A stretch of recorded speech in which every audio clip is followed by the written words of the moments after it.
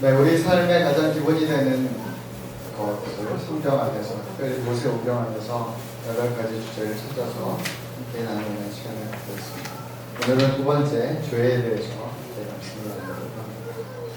지난주 말씀을 간단하게 정리하면 하나님의 창조는 일정한 방향성과 원리가 있다라고 설명드렸고요. 창세기 1장 2절에 있는 창조 전 상태가 세 가지 특징을 갖는데, 그것은 혼돈, 공허, 흑암, 짜임새가 없고 비어있고 어두운 상태.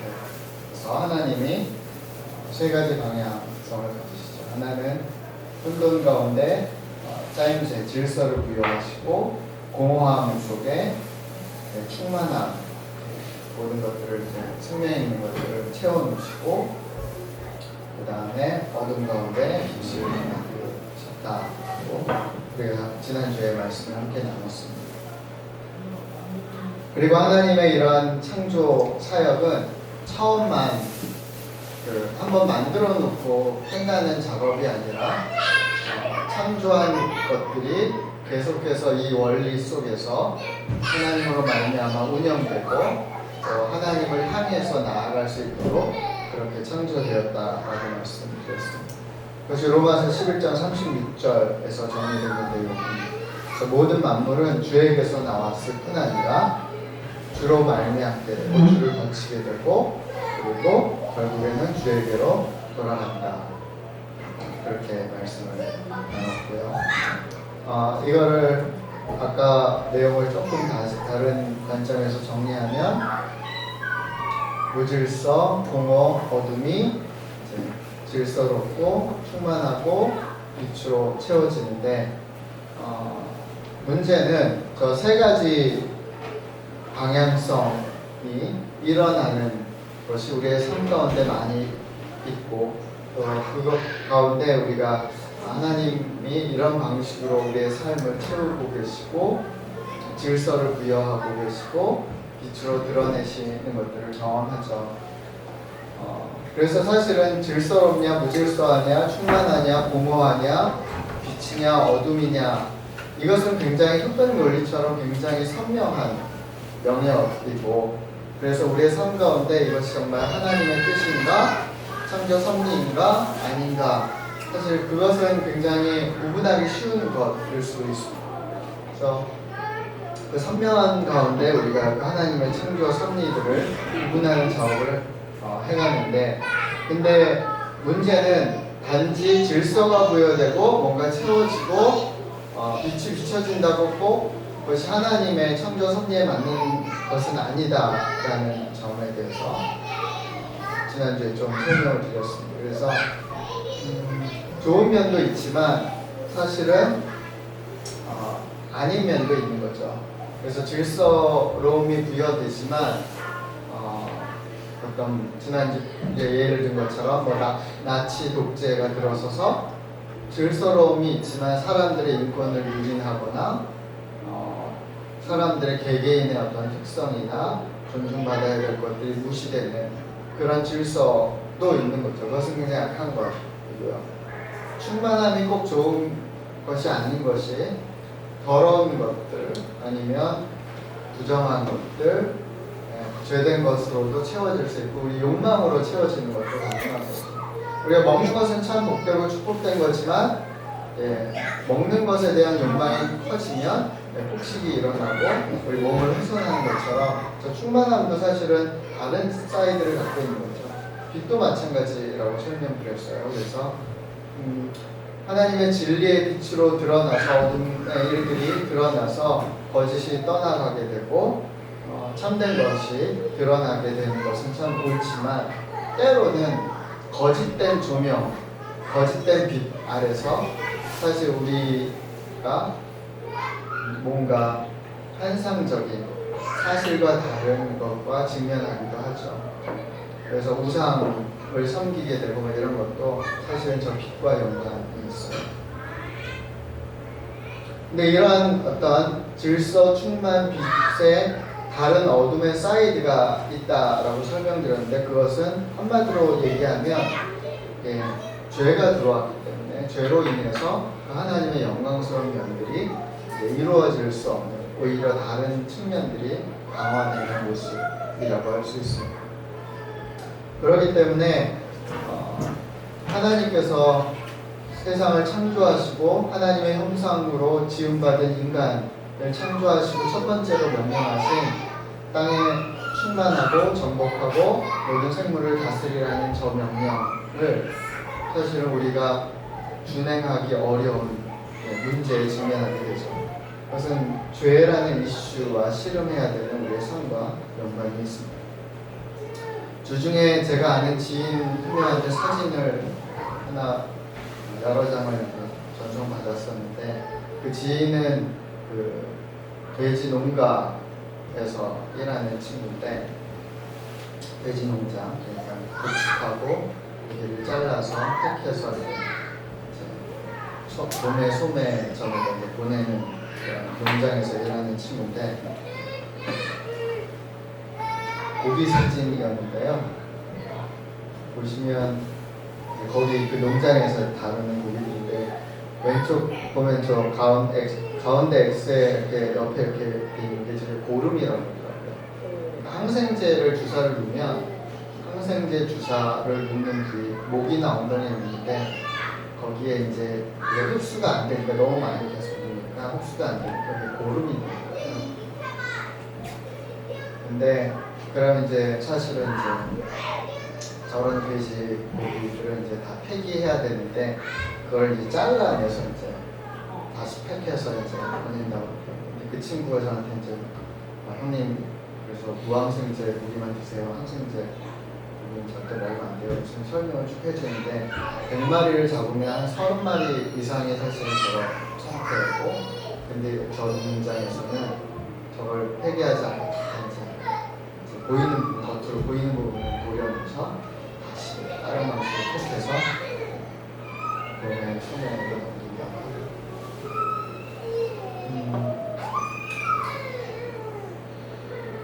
하나님께서 모든 생물을 다스려라. 근데 그 다스리라는 표현을 히브리어로 찾아보니까 굉장히 정권을 부여하신 표현이더라고요. 완전히 왕이 아니면 주인이 노예를 다스리는 때 쓰는 표현이에요. 굉장히 강력한 표현인데 어떤 의미에서는 뭐 저게 생물 중에 하나, 특히 이제 노아의 홍수 사건 이후에는 동물들에게 음식을 주셨으니까 그것을 뭐 다루는 한 과정이다라고 주인이 얘기할지 모르지만 사실 저기에는 이제 탐욕이 들어가고 죄가 들어가서 잘못된 다름이 일어나게 되는 거죠. 죄의 이슈가 들어가면 뭔가 어떻게 보면 그럴싸하게 포장되거든요. 저런 농장이 뭔가 우리나라 경제 발전을 위해서 뭔가 생산하고 애쓰고 수고하고 노동하고 뭐 이런 것으로 미화되기도 하는데 최근에는 저게 언론으로 저 농장이 노출될 뻔했는데 저 농장주 차주 아들이 공무원으로서 하더라고요. 그러니까 죄가 들어오면서 이제 어떤 왜곡이 일어나고 변질이 일어나게 되고 로마서에 보면 피조물이 고대하는 바는 하나님의 아들들이 나타나는 것이니 피조물이 허무한 데 굴복하는 것은 자기 뜻이 아니요 오직 굴복하게 하신 이로 말미암으리라. 그 바라는 것은 피조물도 썩어짐의 동로를 데서 해방되어 하나님의 자녀들의 영광의 자유에 이르는 것이라. 피조물이 다 이제까지 함께 탄식하며 함께 고통을 겪고 있는 것을 우리가 압니다. 그러니까 죄가 들어온 다음에 이 피조 세계, 피조물들이 살아가는 세상, 사회 가운데 사실 이제 왜곡이 일어나게 되고 죄로 인한 이제 파괴가 있게 되고 문제들이 생기기 시작하고 그것이 사람들의 사회에서는 부조합이나 사회악으로 드러나기도 하고 단지 피조물들, 동물이나 식물들에게는 다른 어떤 자연의 훼손이나 돌연변이나 왜곡 같은 현상들로 계속해서 일어나고 있어요. 죄의 어떤 영향력이고 죄의 파급력이 하는 것이고요. 그래서 오늘은 죄에 대해서 성경적인 의미를 좀 같이 나누려고 합니다. 히브리어에서 가장 많이 쓰는 죄라는 단어는 하타트라는 단어예요. 하타트는 하타에서 왔거든요. 동사가 이제 명사로 변형된 건데 벗어나다, 빗나가다, 넘어지다 라는 동사에서 왔어요. 그래서 성경에서 그냥 하타는 죄라는 의미보다 그냥 사람이 넘어지거나 뭔가 이렇게 안 맞고 비껴가거나 뭐 이런 때 일반적인 동사로 사용되는데 거기서 죄라는 명사가 오죠. 사실 우리가 성경 공부를 좀 해보신 분들이 사실 제일 많이 접한 죄라는 단어는 헬라어거든요. 하마르티아 죄. 그래서 이거는 저도 몇 번 설교 때 언급했었는데 하마르타노라는 동사에서 왔는데 관역을 벗어나는 것이에요. 관역을 벗어나는 게 죄예요. 그래서 우리가 죄하면 굉장히 흑백 논리처럼 완전히 뭔가 다른 것, 완전히 본질적으로 다른 어떤 것이다라고 인지하는 경우가 많지만 실제로 죄라는 것은 그냥 살짝 빗나가는 거예요. 벗어나는 거예요. 관역으로부터 약간 이탈하는 거예요. 어떻게 보면 동작도 똑같고 쏘는 행위도 같은데 그게 벗어나는 거예요. 그것이 가장 단적으로 우리가 접하게 되는 종교적인 그런 영역은 이단인 거죠. 이단. 끝이 다르다. 그러니까 이단도 성경도 활용하고 하나님도 얘기하고 예수 그리스도 십자가도 얘기하는데 끝이 완전히 달라지는 거죠. 그러니까 죄의 속성인 거예요. 죄의 속성. 거기에 어떤 다른 의도가 있어요. 어떤 사람을 위해서 아니면 어떤 욕망을 위해서 어떤 큰 단체 이권을 위해서 끝이 달라지는 거고 자기의 신념 때문에 끝이 달라지는 거예요. 그게 죄의 특징이죠. 두 번째로 많이 쓰이는 히브리어는 아본인데 죄악이라는 건데 구부리다, 왜곡하다라는 아바라는 동사에서 왔고요. 아샴도 거기서 파생됐는데 때로는 속죄죄라고 쓰이지만 죄나 과오를 의미해요. 뭔가 왜곡시키는 거예요. 구부리는 거예요. 소재는 똑같은데 그걸 구부려 놓는 거예요. 헬라어에서는 파라토마인데요. 파라피토에서 왔는데 옆으로 떨어지고 변절시키는, 그러니까 변화시키는 거예요. 왜곡시키고 변절시키는 거예요. 그러니까 죄의 두 번째 속성은 변질시키는 거예요. 구부려 놓는 거예요. 여러분 그 복음서에서 사단이 예수님을 시험할 때 뭘 사용하죠? 말씀을 사용합니다. 그러니까 사단도 하나님의 말씀도 사용하고 사단도 하나님이 창조한 것들을 사실 활용해서 접근해요. 근데 문제는 그걸 구부려 놓는 거예요. 왜곡시키는 거예요. 가끔 그 저널리즘 얘기할 때 사실 굉장히 크게 문제되는 게 어떤 팩트에서 일부분만 따서 조합해서 전혀 다른 뉘앙스를 만드는, 그래서 자기가 지지하거나 자기가 믿는 말을 많은 대중들한테 어필하는 사실 왜곡된 저널리즘 때문에 사실 우리는 큰 어려움을 겪고 요즘 와서는 그게 더 노골화돼서 거짓 뉴스들이 사실은 진짜 뉴스보다 더 많아지는 게 아닌가라는 착각 속에 이게 사실 가장 큰 어려운 가운데 직면하게 되죠. 그냥 소재가 틀린 게 아니라 그걸 왜곡시키고 구부려 놓고 변질시켜 버리는 그게 죄의 특징이에요. 요한복음에 예수님께서 말씀하신 내용인데요. 너희는 너희 아비 마귀에게서 났으니 너희 아비의 욕심대로 너희 다 행하고자 하느냐. 그는 처음부터 살인한 자요 진리가 그 속에 없으므로 진리에 서지 못하고 거짓을 말할 때마다 제 것으로 말하나니 이는 그가 거짓말쟁이요 거짓의 아비가 되었습니다. 사단 마귀에 대해서 교수님이 언급하면서 가장 대표적인 두 가지를 얘기하는데 살인한 자요, 사람을 죽인 자, 사람에게 사망을 가져온 자이고, 그리고 거짓말하는 자다. 진리가 그 속에 없어서 자기 것으로 말하다 보니까 사실은 이제 왜곡이 일어나게 되고 거짓을 하게 되고 거짓으로 우리를 죽이게 되고 사람을 죽이게 되는 그런 자다라고 명확하게 얘기하죠. 창세기 2장에 이제 그 사람에게 죄를 짓게 하고 사망에 이르게 하는 첫 번째 원죄 사건이 등장하게 되죠. 이 말씀에서도 사실은 뱀이라고 얘기하는 그 사단 마귀가 얘기하는 내용을 보면 완전히 허무맹랑한 전혀 다른 것을 얘기하지 않아요. 그냥 왜곡시키고 약간 뉘앙스를 바꾸고 하나님의 의도에 대해서 의심케 하고 그래서 하나님의 말씀에 반하는 다른 행동을 할 수 있도록 괜찮다 위로하면서 다른 행동을 하게 하죠. 그게 사단이 죄를 인간에게 저지르게 할 때 했던 방식이고 오늘날 우리의 삶 가운데도 동일한 방식으로 계속해서 사단 마귀가 우리를 미혹하고 거짓으로 유혹하죠. 거기에는 다양한 방식들을 취해요. 뭐 사람들은 다 똑같아. 뭐 그래봐야 50보 됐던데 뭐와 다르니 뭐 여러 가지 남들도 다 하는 건데 그래서 뭐 여러 가지 이제 방식. 결국 그래도 다 먹고 살자고 하는 건데 좋은 거 아니야. 뭐 좋은 게 좋은 거지. 뭐 여러 가지 방식으로 이제 접근을 하게 되는 거죠. 그래서 제일 심각한 사실 왜곡은 두 가지였는데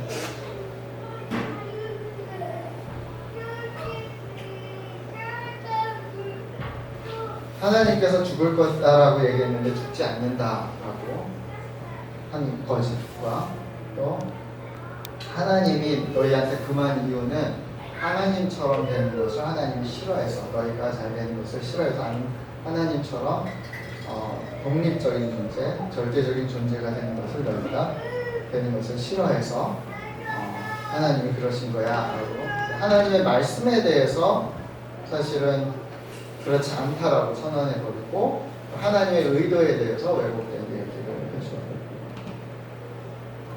그 두 가지가 사실은 이제 약간 뒤틀려 버리니까 모든 것을 바라보는 이제 관점이 달라지게 되는 거죠.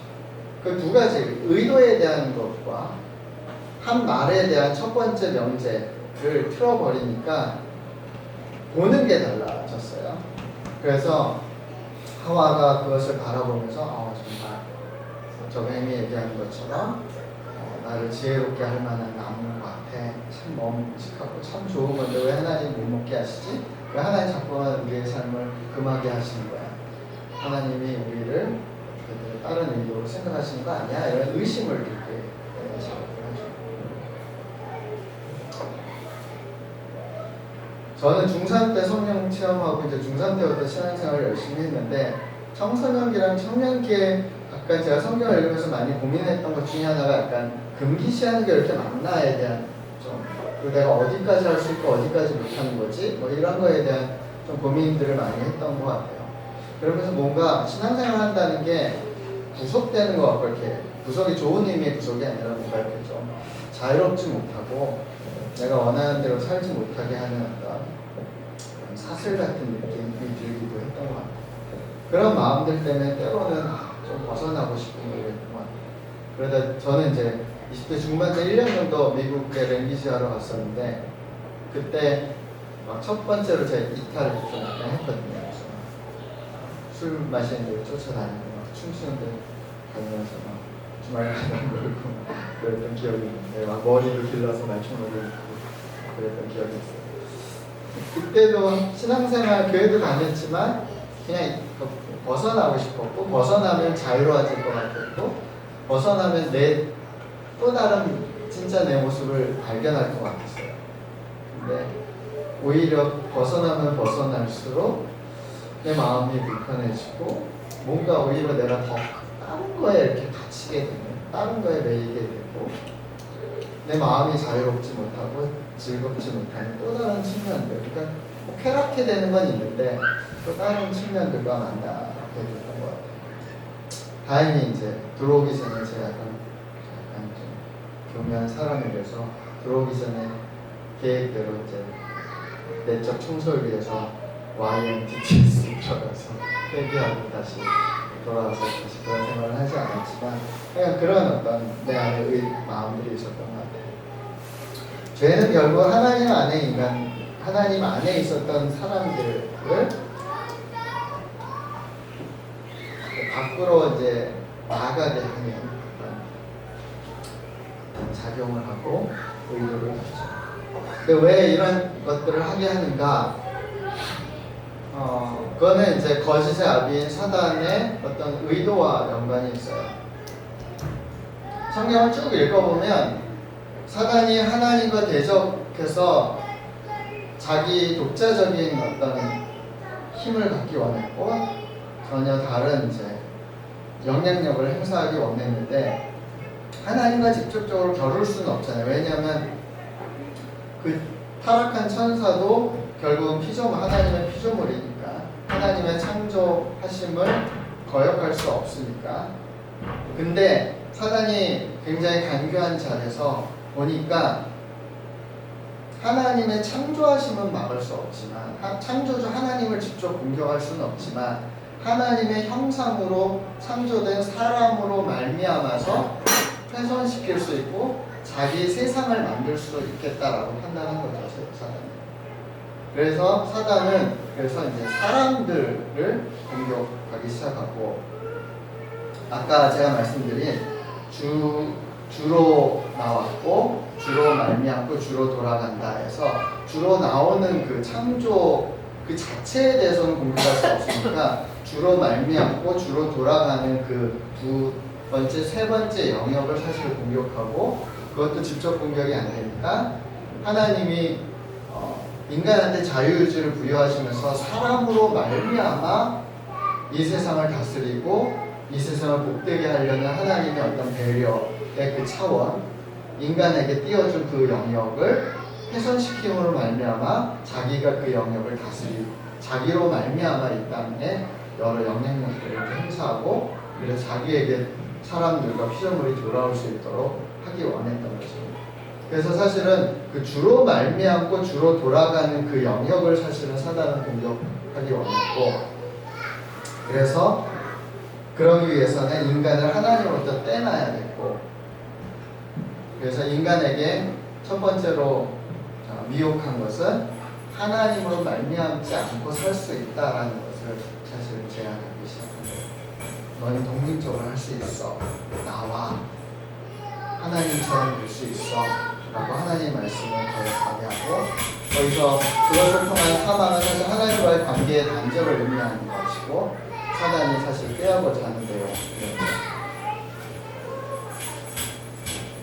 그래서 하나님처럼 될 수 있어와 하나님으로 말미암는 인생 이 두 가지 이슈가 있어요. 여기서 하나님처럼은 우리는 하나님의 형상으로 창조됐으니까 하나님의 어떤 형상, 하나님의 원리, 하나님의 모습, 하나님의 뜻, 하나님의 생각, 하나님의 마음, 하나님의 어떤 그 공의에 따라서 행동해야 된다 그런 의미가 아니라 하나님과 같아지는 존재가 될 수 있어 라는 사단의 사실 미혹인 거죠. 하나님을 벗어나서 너는 독립적으로 모든 선악을 판단하고 행동할 수 있어. 꼭 그렇게 신앙생활 할 필요 없어. 충분히 저 봐봐. 세상 사람들 봐봐. 충분히 독립적으로 저렇게 해도 더 강하고 더 지혜롭고 더 이 세상의 생리에 맞게 살아갈 수 있잖아 라고 얘기하기 시작합니다. 하나님처럼이 굉장히 그럴싸한 말이지만 왜곡되어 있는 거예요. 거기에는 사실은 좀 벗어나고자 하는 어떤 뜻이 있어요. 그러니까 하나님께서 계획하신 것은 하나님 안에서 하나님으로 말미암는 삶입니다. 그것을 통해서 하나님으로 말미암아서 하나님의 창조한 모든 것들을 누리고 다스리고 살아갈 수 있는 삶을 하나님은 의도하셨는데 그것으로부터 이탈하게 하는 거죠. 그게 하나님처럼 될 거야 라는 교만, 사단의 어떤 교만한 자기의 마음, 어떤 의도를 사람들에게도 주입해서 그것을 함께 가기를 이제 촉구한 거고 사실 하와와 아담이 그것을 받아들이고 죄 가운데 빠진 거죠. 근데 그 결과가 뭐죠? 그 결과 선악을 분별하는 눈이 열리는 게 아니라 수치를 보게 돼요.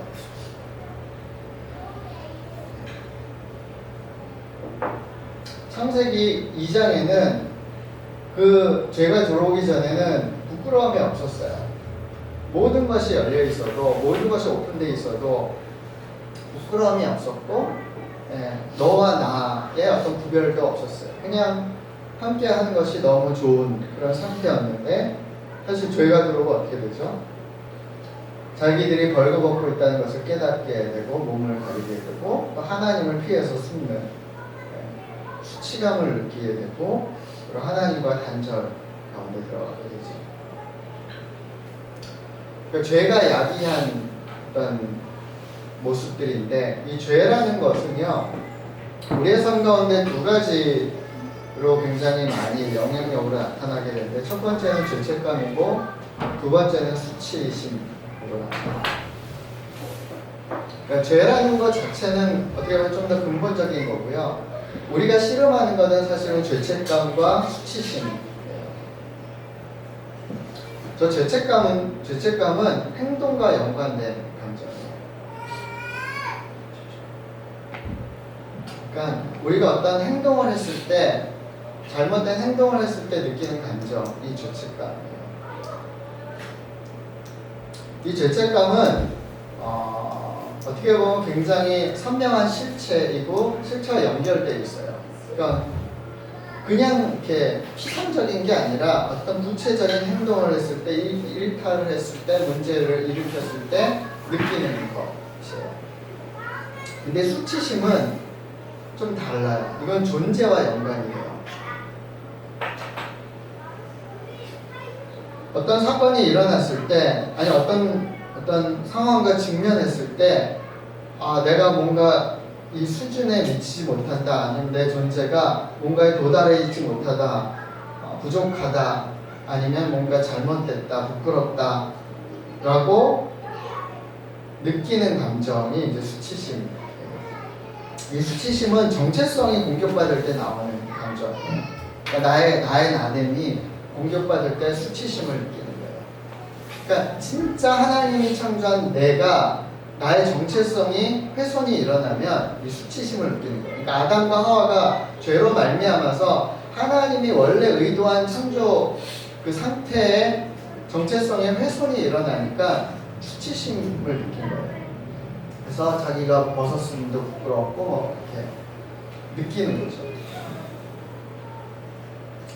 이 죄책감과 수치심은 어떤 의미에서는 우리로 하여금 이 죄의 이슈와 싸우게 하고 잘못된 우리의 정체성과 싸워서 이기게 하는 어떤 의도도 있지만 사실은 많은 경우 저 죄책감과 수치심 때문에 우리가 분노하기도 하고 왜곡시키기도 하고 다른 사람들에게 상처를 입히거나 아니면 또 상처받기도 하죠.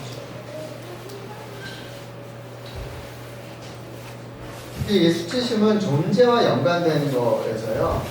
그러니까 자기 정체성과 연관되는 거에서 정체성의 부분에 있어서 훼손이 있는 사람들, 어떤 열등감이나 교만이나 어떤 왜곡이 있는 사람들은 자꾸만 합리화를 하고 책임을 다른 사람들한테 전가시켜요. 그래야지 자기 정체성 부분에 그나마 보상이 있어요. 그래서 자꾸만 니 탓이요 하는 것은 사실은 수치심과 많은 부분이 연결되어 있어요. 그래서 우리가 내 자신을 좀 스크린할 때 내가 자꾸만 습관적으로 말할 때 다른 사람을 탓하거나 다른 사람에게 책임을 넘길 때 사실 내 안에 어떤 좀 더 깊숙한 수치심, 어떤 정체성의 훼손이 있다라는 것을 좀 발견할 필요가 있고 그래서 하나님 앞에서 그 부분을 회복하실 필요가 있어요. 그것은 어떻게 일어나냐면 믿음으로 하나님이 원래 창조한 나를 찾아가는 여정을 시작해야 돼요.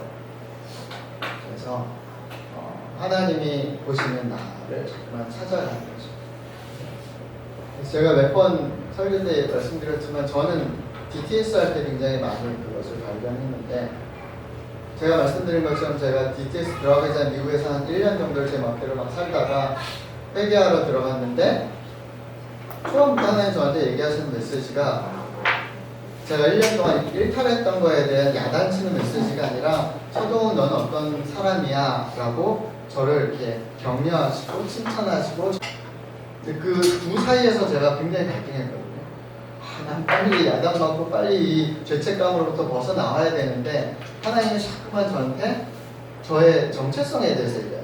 하나님 만든 저라는 사람, 제가 보니 제가 아니라 그냥 왜소하고 소심하고 상처 많고 뭐 여러 가지 왜곡되고 그래서 착한 사람처럼 포장하고 뭐 이런 내가 아니라 전혀 다른 진짜 저에 대해서 말씀을 하시는데 처음엔 그게 힘들었어요.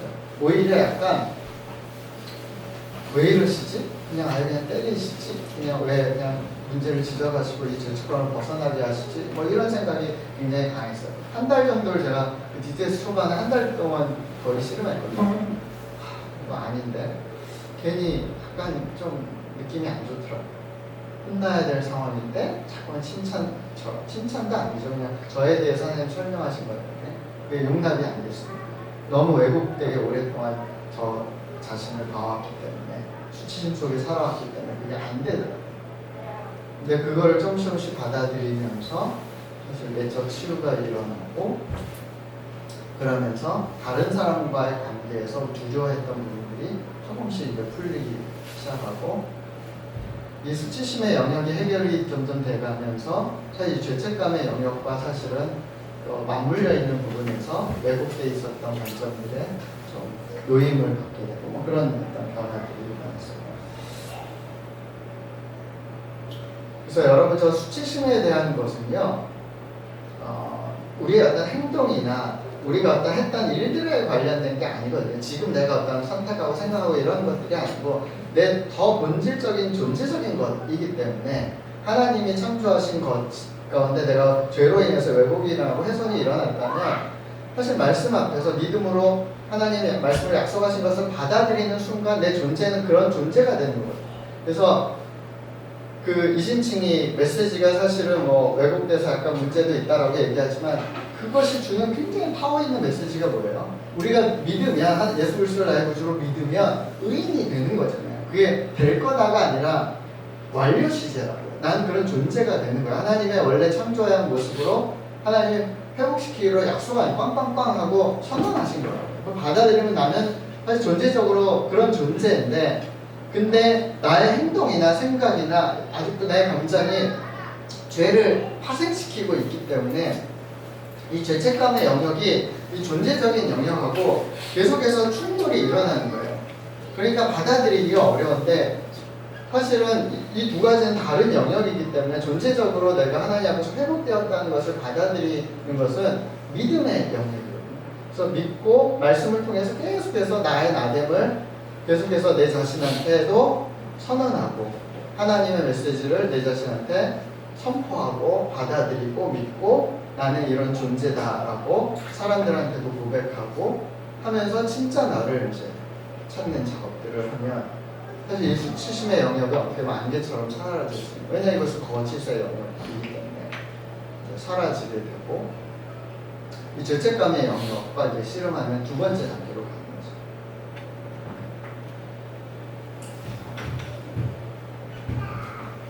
내 백성이 두 가지 죄를 지었다. 그들은 생명수샘인 나에게서 멀리 떠났고 스스로 위해서 우물을 팠다. 그러나 그것은 물을 담지 못하는 터진 우물이다. 이스라엘 백성이 노예가 되었느냐? 어찌하여 그들이 노예로 태어난 사람과 같이 되었느냐? 왜 그들은 원수들에게 모든 것을 빼앗겼느냐? 그러니까 사람들이 저지르는 죄를 예레미야에서는 두 가지로 이제 설명하는데 하나는 생명수샘인 하나님에게서 떠난 것, 벗어난 것. 두 번째는 스스로를 위해서 우물을 파는 것. 근데 그 우물은 터진 우물, 구멍 뚫린 우물이라서 아무것도 담지 못하는 우물이다. 스스로 해서 우물을 파고 스스로 뭔가 독립적인 삶을 살려고 하는데 그것이 잘 되지 않고 오히려 하나님을 떠나서 살면 살수록 다른 것의 노예가 되어가는, 다른 것에 붙잡힌 바 되어가는 사회의 어떤 굴레 속에 죄악, 구조학 속에서 자꾸만 잡혀가는 우리 자신을 발견하게 되고 모든 것을 빼앗긴 것 같은, 원수에게 빼앗긴 것 같은 그런 상태가 되는 거죠. 그러니까 그게 사단 마귀가 인간을 하나님으로부터 벗어나게 해서 너로 말미암아 모든 것이 될 거야 라고 얘기하지만 결국 사단으로 말미암아서 하는 노예, 죄의 노예로 인간을 만드는 그 안에 이제 들어가버리는 거죠. 네가 저지른 악이 너를 벌하고 네가 저지른 잘못이 너를 꾸짖을 것이다. 네 하나님 여호와를 떠난 것은 참으로 무서운 죄이며 네가 나를 두려워하지 않는 것은 큰 잘못이니 생각해보고 깨달음을 얻도록 하여라. 주 만군의 여호와의 말이다. 소가 그 멍에를 부러뜨리듯이 내적부터 너는 내게 순종하지 않았고 너를 묶는 밧줄을 끊으며 나는 주를 섬기지 않겠다 말했다. 높은 언덕에 있을 때마다 푸른 나무 아래 있을 때마다 나는 참녀처럼 몸을 눕혔다. 그래서 제일 큰 벌은 사실은 그 죄 자체가 우리의 삶 가운데 계속 있다는 거죠. 그것이 그 악이 나를 계속해서 부르고 있고 포박하고 있다는 것이 가장 큰 어떻게 보면 어려움이고, 그럼에도 불구하고 사실 우리는 그 죄에 잡혀 있는 상태에서는 관점도 왜곡되고 모든 것이 왜곡되어 있기 때문에 자꾸만 하나님으로부터 벗어나려고 하고 그것이 우리의 자유인 것처럼 생각하는 거죠. 오늘 본문인데요. 여호와께서 가인에게 이르시되 네가 분하여 함은 어찌 됨이며 안색이 변함은 어찌 됨이냐. 네가 선을 행하면 어찌 낯을 들지 못하겠느냐. 선을 행하지 아니하면 죄가 문에 엎드려 있느니라. 죄가 너를 원하나 너는 죄를 다스리시니라. 이제 아벨과 가인이 하나님께 제사를 드렸는데 가인의 제사가 안 받아들여질 때 가인이 그것 때문에 이제 분노하게 되고, 그때 이제 하나님께서 네가 왜 분노하느냐라고 이제 질문하시는 대목이고, 근데 왜 하나님이 안 받아들여 주셨는가에 대한 설명이 7절에 나오는데 네가 선을 행하며 어찌 낯을 들지 못하겠느냐. 그러니까 제사를 드리는 과정 속에서 어떤 선하지 않은 일을 했던 것 같아요. 그러니까 어떤 사람들이 얘기하는 것처럼 뭐 곡식은 받아주고 뭐 동물을 안 받아주고 뭐는 어떻고 뭐 이런 의미가 아니라 그 제사 가운데 사실 선하지 않은 어떤 것이 있었던 것 같고, 그것 때문에 이제 하나님이 안 받아들였고, 그것 때문에 사실 아벨이 이제 분노하게 되는 거죠. 근데 인간의 기본의 어떤 특성 중에 하나는 자기가 저지른 원천적인 문제보다는 자기를 안 받아들여진 것, 자기의 어떤 것을 인정해주지 않는 것에 대해서 책임을 물고 하나님이든 사람들한테 분노하거나 탓을 하는 거죠. 책임을 전가하는 거죠. 그래서 하나님께서 네가 선을 행하면 어찌 낯을 들지 못하고 네가 그렇게 지금 분노하고 있냐 이렇게 얘기하면서 선을 행하지 아니하면 제가 문에 엎드려 있느니라. 그러니까 이게 선악의 어떤 이슈랑 굉장히 중요한 설명인데요. 우리가 그냥 비워내는 것으로는 죄로부터 벗어날 수 없는 거죠. 그러니까 죄악을 걷어내는 것으로 죄악을 벗어낼 수 없는 거예요. 그러니까 어둠을 걷어낸다고 빛이 되는 게 아닌 것처럼, 그래서 7절 설명을 보면 선을 행하지 않으면 죄가 문에 엎드려. 그러니까 우리가 계속해서 선한 일을 하지 않으면 그러면 우리가 사실 죄의 문 앞에 있는 거예요. 그러니까 쉽게 죄에 노출되고 죄에 붙잡히게 되고 죄에 걸려 넘어지게 되는 거죠. 그냥 가만히 있는데 왜 뭐가 문제인데가 아니라 가만히 있으면 사실 죄에 걸려 넘어지도록 그 틈을 허락하는 거예요. 그러니까 선을 계속 할 필요가 있어요. 하나님께 속할 필요가 있고 하나님을 향해 나아갈 필요가 있는 거죠. 그것을 하지 않으면 사실 죄의 문 앞에 우리는 늘 서 있는 거죠. 뭔가 할 때 죄에 쉽게 미혹되거나 넘어질 수 있는. 왜냐하면 죄가 우리를 원한다고 설명하고, 대신 우리가 뭘 하라고요? 너는 죄를 다스리라. 근데 죄를 어떻게 다스리죠? 선을 행하는 거예요. 그래서 로마서에 보면 선으로 악을 이기라라고 계속해서 설명하잖아요. 그러니까 악과 싸워서 이기는 방법은 선이라고, 빛이라고. 근데 우리는 악과 싸워서 이기는 방법에 악한 방법을 때로는 사용하고 대의를 위해서 이 정도는 괜찮아라고 얘기하지만 그건 성경적인 접근이 아닌 거죠.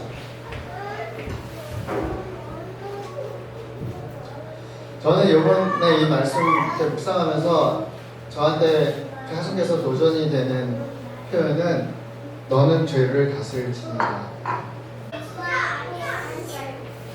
하나님의 창조 섭리대로, 하나님의 생각과 뜻대로, 주의 말씀대로, 진리의 빛으로 선한 행동을 통해서 우리는 죄를 다스릴 수 있고, 죄가 이 사회 가운데 자리매김하지 못하도록 그렇게 컨트롤할 수 있는 사람들입니다.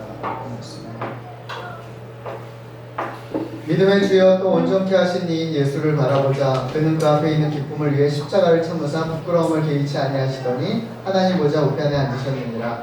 너희가 피곤하여 낙심하지 않기 위하여 죄인들이 이같이 자기에게 거역한 일을 참으신 일을 생각하라. 너희가 죄와 싸우되 아직 피 흘리기까지는 대항하지 아니하고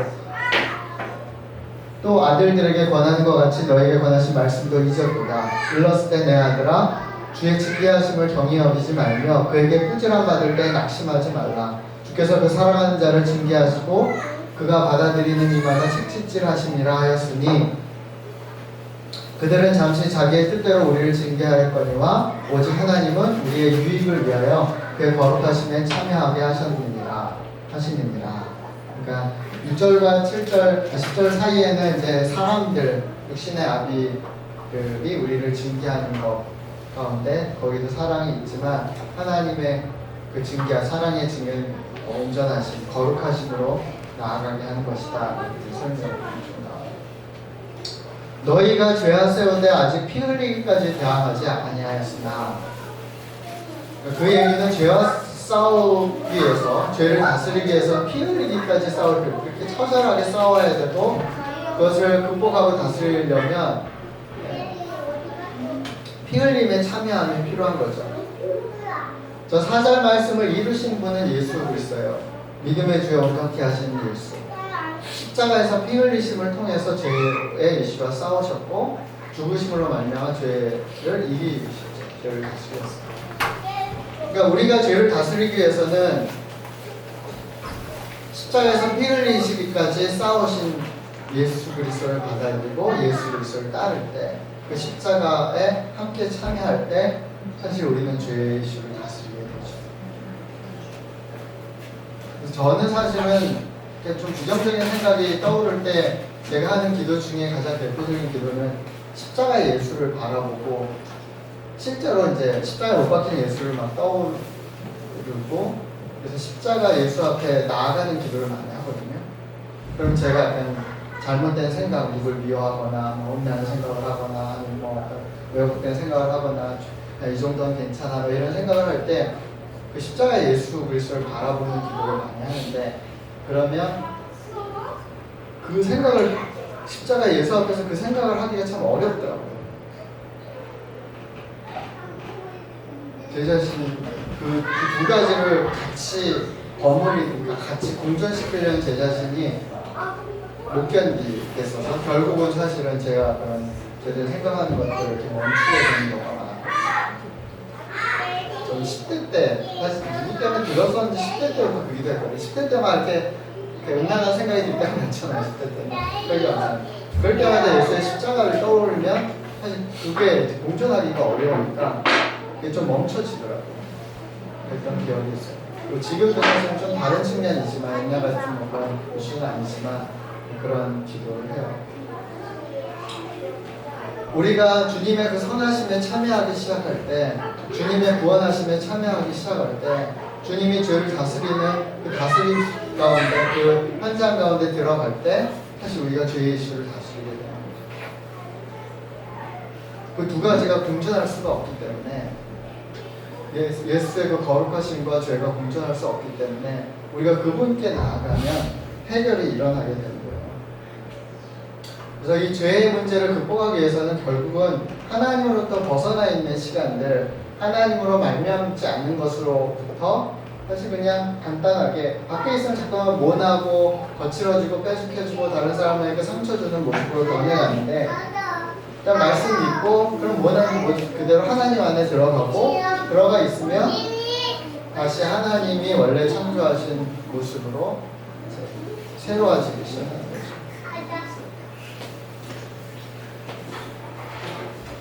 우리가 정말 예수 그리스도의 십자가에 참여하고 그 안에 들어가고 그것을 통해서 하나님 안으로 그리스도로 말미암아 하나님 향해서 나아가는 삶으로 그렇게 회복되기를 원하고, 그것을 위해서 결단하고 회개하는 우리들이 되기를 원하고요. 오늘 마지막으로 그렇게 죄의 이슈로부터 우리가 벗어나기 위해서 어떠한 노력을 경주하면 좋을 건지에 대해서 에베소서 4장 25절에서 32절 말씀을 통해서 몇 가지만 좀 우리가 같이 생각하고 기도했으면 좋겠습니다. 25절 보시면 그런즉 거짓을 버리고 각각 이웃과 더불어 참된 것을 말하라. 이는 우리가 서로 지체가 됩니다. 첫 번째 여러분한테 제안하고 싶은 것은 결국은 이 죄의 문제는 거짓으로부터 시작됐고 거짓으로 말미암아서 우리가 그 안에 빠지고 유지되기 때문에 거짓을 멀리할 때 사실 이 죄의 이슈로부터 나올 수 있고, 이 거짓을 버리고 참된 것을 자꾸만 말하기 시작하면 마귀에게 틈을 주지 않게 되는 거예요. 마귀의 미혹이나 거짓에 우리가 쉽게 속지 않게 되는 거죠. 첫 번째 우리가 함께 지켰으면 하는 것은 참된 것을 말하는 훈련을 했으면 좋겠어요. 이게 좀 낯간지러울 수 있고 민망할 수 있고, 이 상황에서 내가 나도 못하는데 나는 이러이러한 존재인데 야 이런 말을 해도 되나? 야 이런 자격이 있나? 뭐 이런 생각이 들 수 있는데 사실 그거는 하나님이 주시는 생각은 아니잖아요. 하나님 주신 마음도 아니고. 그러니까 그런 생각이 들지라도 내가 지금까지 좀 이렇게 나름 나 안에 이런 캐릭터인데 난 이런 시크하게 삶을 살았는데 내가 이런 얘기하면 사람들이 왜 그래요? 뭐 이렇게 얘기할 수도 있는데 내 자신을 부인하는 것 같고 그래서 싫기도 하겠지만 그래도 해야지 마귀에게 틈도 주지 않고 참된 것으로 우리가 나아갈 수 있고 이 세상에 거짓된 것을 몰아낼 수 있으니까 자꾸만 참된 것을 말하는 거죠. 여러 방식이에요. 그래서 영경전 하나님을 기억할게요. 하나님의 모습 앞에서 진짜 멋있습니다. 뭐 이런 약간 사람들의 존재성에 대한 선언, 하나님의 선언식이 당신 안에 있어서 참 좋습니다. 당신의 유머는 정말 하나님이 주시는 기쁨이네요. 어떤 거짓 같죠? 일단 시작해서 참된 것을 자꾸만 말해요. 당신 이게 그냥 단지 위로의 말이 아니고 이게 단지 그냥 격려의 차원이 아니고 진짜로 자꾸만 얘기하는 거예요. 당신을 통해서 하나님이 그 영역을 바꿀 거예요. 그 회사가 어떻게 될 거예요. 나는 이게 차원에 불과한데 아니에요. 당신은 그 회사에 부름받은 왕같은 제사장입니다. 제사장의 역할을 하세요. 이런 식으로 계속해서 참된 말을 해주는 거죠. 그리고 어떤 실수를 하더라도 그 실수 때문에 자기 정체성까지 훼손당하면서 수치심을 갖는다면 그거와 당신의 정체성, 당신의 존재가 연관되지 않아요. 당신은 그럼에도 불구하고 어떤 사람이에요. 당신은 어떤 존재예요. 당신 그 무엇과도 바꿀 수 없는 가치 있는 사람이에요. 그래서 난 당신을 사랑합니다. 계속해서 참된 것을 자꾸만 얘기해 주는 거죠. 우리가 일을 하는 것이 하나님의 뜻이고 선문이고 우리가 이런 일을 하기 원해요. 그래도 우리 충분히 이렇게 살 수 있어요. 하나님이 이런 안지를 주실 거예요. 그것 때문에 두려워할 필요 없어요.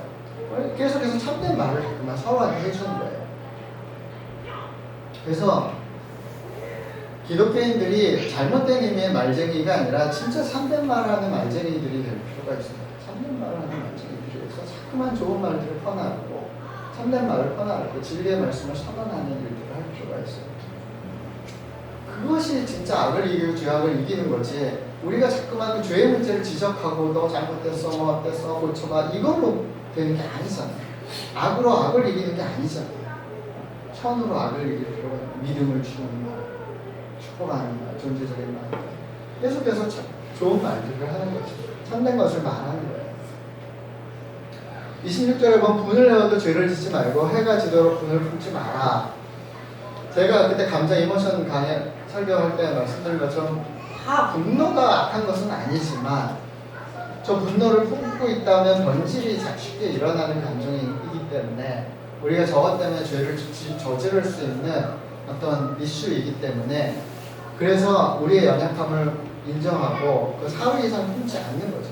그래서 저걸 계속 내 안에 계속해서 끌고 가면 아무리 처음에 의의를 갖고 분노했더라도 저 분노가 우리를 변질시키고 마귀가 그것을 이용해서 다른 사람을 미워하게 하고 정죄하게 하고 판단하게 하고 왜곡시키게 만드는 거예요. 지금 사회에서 일어나는 그 가장 보편적인 일들이 현상들이잖아요. 크리스찬조차 그런 거에 휘말려들면 안 되잖아요. 오히려 참된 것을 그때 말해야 되죠. 사람들이 아무리 어떤 사람을 욕해도 우리는 우리와 생각이 다르더라도 그 사람도 하나님의 소중한 아들이고 딸이고 창조물이고 피조물이고 소중한 사람이 그 사람을 통해 하나님이 그 정치를 바꾸고 경제를 바꾸고 사회를 바꿀 의도를 갖고 있고 그걸 포기하지 않으셨고 오래 참으시는 하나님이라는 것을 알아야죠. 생각해야죠. 근데 그것에 훼손이 자꾸만 일어난다는 건 하나님과 반대편에 쓰는 거죠. 여러분 우리는 그런 방식으로 세상을 변화시키고 죄와 씨름하고 그리고 선을 이 땅 가운데 세울 사람들이 아니잖아요. 하나님의 섭리대로 이 선을 이루어가야 될 사람들이잖아요. 근데 세상 방식, 하나님이 없어서 어쩔 수 없이 2차적인 세상 방식으로 하는 사람들에 우리가 편승한다면 우리는 기껏 예수 그리스도로 말미암아 구원받고 죄사함을 받고 그 의롭다함을 받아놓고선 우리는 다른 잣대를 갖고 다른 사람을 찌르고 있고 공격한다면 그것처럼 불합리한 게 어딨고 그것처럼 공평하지 않은 게 어딨고 그것처럼 불의한 게 어딨겠어요. 세상 사람들, 예수 없는 사람들이 그런 건 어쩔 수 없는 거지만 그 세상에서 나름 의로운 방법들을 찾는 거지만 우리는 다른 방식으로 의를 얻은 사람들인데 그러면 우리는 그 방식으로 가야지. 그 방식으로 죄의 이슈와 싸워서 이겨야 되지 않겠어요? 근데 우리가 동일하게 그 방법을 취한다면 어떤 의미에서는 우리처럼 불의하는 사람도 없을 거예요. 우리는 다 용서받았는데 용서하지 않아요. 우리의 의 때문에 우리 의롭다는 받은 게 아닌데 다른 사람은 그렇게 그 잣대로 의로워라고 합니다. 그럼 여러분도 그런 사람이 되셔야죠. 그럼 벗어나서 그 방식으로 의로운 사람이 되셔야죠. 근데 그런 거 아니죠. 그게 될 수 없는 거잖아요. 50도 100도 계속해서 싸우는 그게 과연 이 죄의 이슈에서 어떤 의미가 있을까? 결국은 벗어나고 관여를 비껴가는 건 똑같은 겁니다. 너는 어이없게 벗어났고 난 그래도 관여 끝자리 표적에서 벗어났지만 끝자리라도 스치고 떨어졌는데 그게 무슨 의미가 있겠습니까?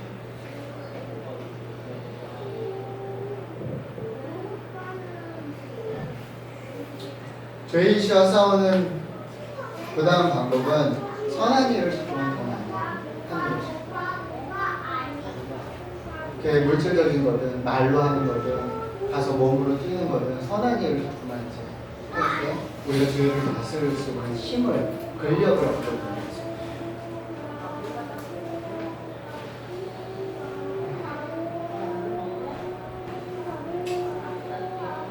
30절 보면 하나님의 성령을 근심하게 하지 마라. 그 안에서 너희가 구원의 날까지 인치심을 받아.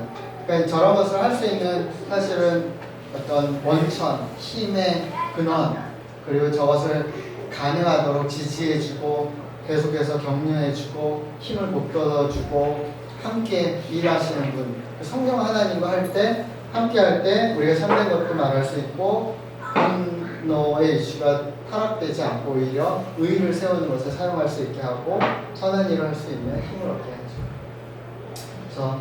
그래서 우리 크리스찬은 그래서 늘 성령 충만해야 되고 성령 충만함을 구해야 되고 성령 충만함 안에서 저런 이슈들을 계속해서 지켜갈 수 있도록 힘써볼 필요가 있습니다. 사랑하는 여러분, 우리가 정말 참된 말을 조금만 했으면 좋겠습니다. 서로에게, 내 자신에게, 그리고 세상에 많은 사람들에게 선한 말을 하시고 착한 말, 진실된 말을 하시고 그리고 우리가 쉽게 변질될 수 있는 사람들, 왜곡되고 벗어날 수 있는 사람들이라는 것을 겸허하게 인정하고 매일매일 초점을 다시 하나님께 맞추고 성령 하나님께 거하고 성령 하나님 우리에게 격려하시는 대로 선한 일을 하기 힘쓰는 우리 모두가 되었으면 좋겠습니다.